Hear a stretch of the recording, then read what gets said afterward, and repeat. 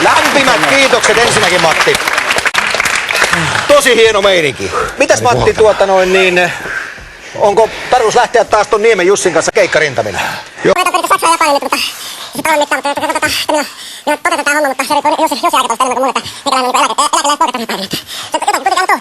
Mitäs Matti, kuinka paljon sä oot vielä tekemisissä sillä tavalla mäkihypyn kanssa, että seuraatko nykypäivänä vielä kuinka paljon entistä lajiasi? Kyllä vasta jonkun verran seuraa, mutta enemmän mulle kyllä kaverit soittelee, että kertoo tilanteesta. Kyllä se on vähän hiipumassa pois ja silloin viimeis kun puhutetaan tätä se ehdon kanssa se kilpailu ja mutta on se vähän riskialtis homma tehdä kuitenkin toteuttaa se homma. Tää on huumori. Eikö niin? Tämä on sitä nimenomaan. Matti Nykänen, kiitoksia Matti käynnistä ja kaikkea hyvää. Kiitoksia.